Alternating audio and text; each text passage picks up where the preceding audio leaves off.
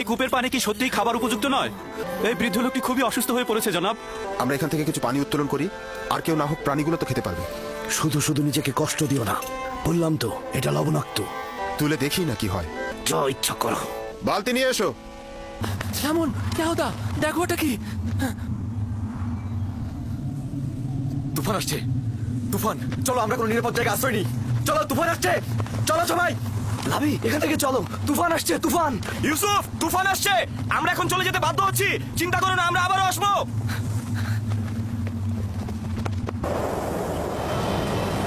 লাভি,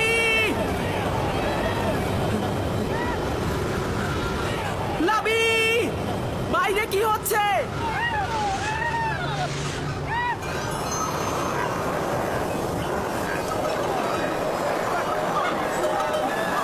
কাফেলারা তোমরা ছড়িয়ে ছিটিয়ে যাবে না, সংঘবদ্ধ থাকো। খেয়াল রেখো যাতে বাতাসে মালামাল ফুরিয়ে নিয়ে না যায়। অনেক কাফেলার দিকে লক্ষ্য রেখো। তোমরা সবাই কাছাকাছি থাকো, একজন আরেকজনের কাছ থেকে বিচ্ছিন্ন হয়ে যেও না। ঘোড়াগুলোর লাগামটা শক্ত করে ধরে রাখো। ঘোড়াগুলো সব তৃষ্ণার্ত, আমরা সবাই তৃষ্ণার্ত। সামনে একটা কূপ থাকার কথা, কিন্তু সেটা আর কত দূরে? আর বেশি পথ বাকি নেই, তোমরা একটু ধৈর্য ধরো।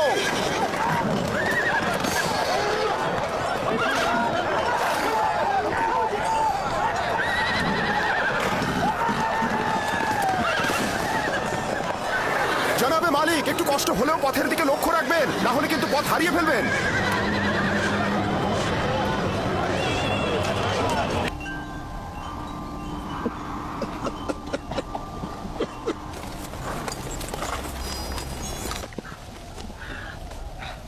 তুফান থেমে গেছে। এইটা আবার কেমন তুফান? খুব ভয়ানক তুফান ছিল এটা, কিন্তু হঠাৎ শুরু হলো, হঠাৎই শেষ হয়ে গেল, বুঝলাম না। এটা কোথায় ফালিক? খোদা আমাদের রহম করুক, আমরা তো রাস্তা হারিয়ে ফেলেছি। মনে হচ্ছে আমাদের দিগ্ভ্রান্ত করার জন্যই তুফানটাকে পাঠানো হয়েছে।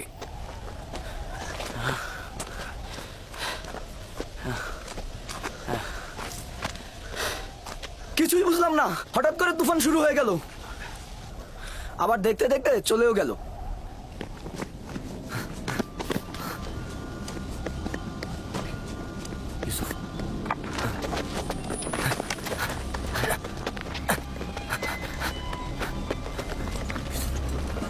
এখন কি করব? ঠিক জানি না, আমি আসলে এই জায়গা চিনি না। ইউসুফ, তুফান শেষ হয়ে গেছে, ভয় পেও না, আমি এখানে আছি। আমি ভয় পাচ্ছি, আমাকে বাইরে নিয়ে যাও। একটু বোঝার চেষ্টা কর, আমি এটা পারবো না। এই পাখিদের যাতায়াত কোনো নিশানা হবে। আমরা এই দিকেই রওনা হব। আমরা রওনা হব, এই পথ ধরেই যাব। সবাই প্রস্তুত হও। আমরা কিভাবে জানবো যে আমরা সঠিক পথেই যাচ্ছি? আমাদের তো একদিকে রওনা হতেই হবে। আমি পূর্বপুরুষ ইব্রাহিমের উপর তাওয়াক্কুল করেছি, আশা করি আমরা পথ পেয়ে যাব। কিন্তু আমরা যদি সঠিক পথ খুঁজে না পাই, তাহলে কিন্তু আমরা সবাই মৃত্যুর মুখে ঢলে পড়বো। আমাদের কাছে কতটুকু পানি রয়েছে ফালিক? এক মশকের অর্ধেক, আর সবার পানি শেষ। দেখো, যে বেশি তৃষ্ণার্ত তাকে দাও। এটা আপনি কি বলছেন জনাব? এই পানিটুকু শেষ হলে আমাদের মৃত্যু অবধারিত। জীবন যেমন একসঙ্গে, মৃত্যু একসঙ্গে। পানি সকলের জন্য, যদি না থাকে তাহলে কেউ পাবে না। এটা একদমই ঠিক নয়। এই সময় এসে তুমি নিজের কথা ভাবছো।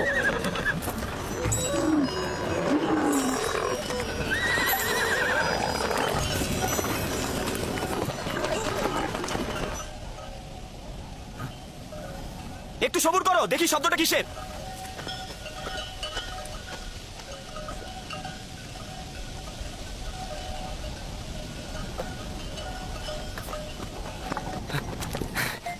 আমি মাত্রই দেখে আসলাম, একটা কাফেলা আসছে এইদিকে।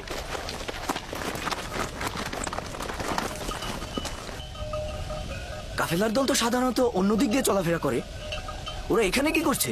ওরা এখানে আসবে না, আমরা এখানেই নিরাপদ থাকবো। ধরে নিলাম ওরা আমাদের দেখতে পাবে না, কিন্তু ভেড়াগুলোর কি করবে? আমাদের এখনো অনেক সময় আছে, ওরা এখনো অনেক দূরে। নাফতালি, হ্যাঁ বলো। ভেড়াগুলোকে এখান থেকে সরিয়ে ওই টিলার পেছনে নিয়ে যাও, যাতে ভেড়াগুলোকে না দেখা যায়। যাও।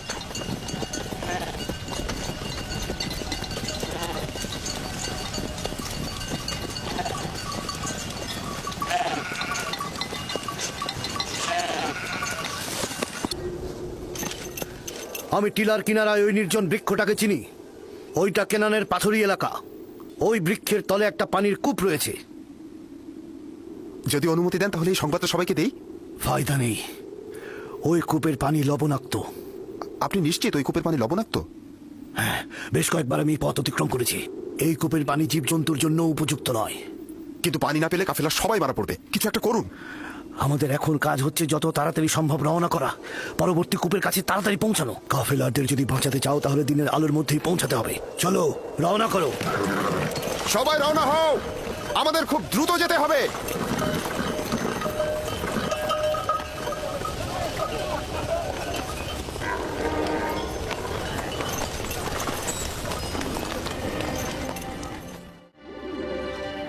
হে আমার মেহেরবান খোদা, যদিও আমার ভাইরা আমার উপর জুলুম করেছে, কিন্তু তুমি তো আমার উপর মেহেরবান।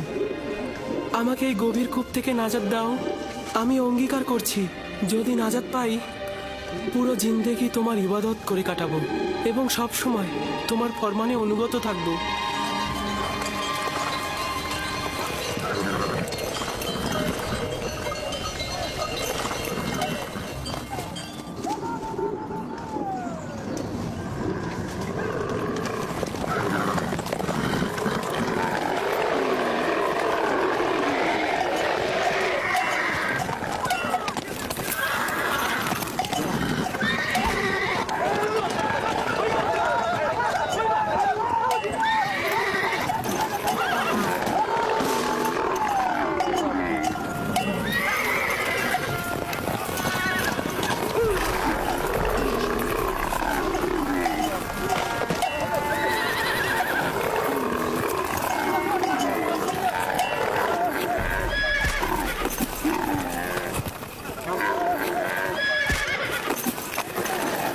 ওদের আঘাত করো না, কোনো লাভ নেই।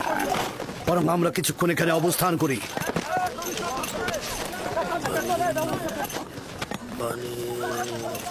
রহস্য কি? ওরা পানির ঘ্রাণ পেয়েছে। জীবজন্তু তো আর বোঝে না যেটা লবণাক্ত পানি। আমার মনে হচ্ছে এখানে অন্য কোনো ব্যাপার আছে। প্রাণীগুলো এমন করছে কেন? পানি, একটু পানি খাবো।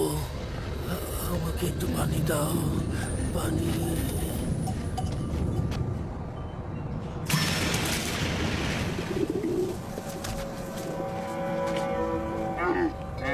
পানির শব্দ পেলাম, শুনেছেন? কোনো ফায়দা নেই, এটা তো লবণাক্ত।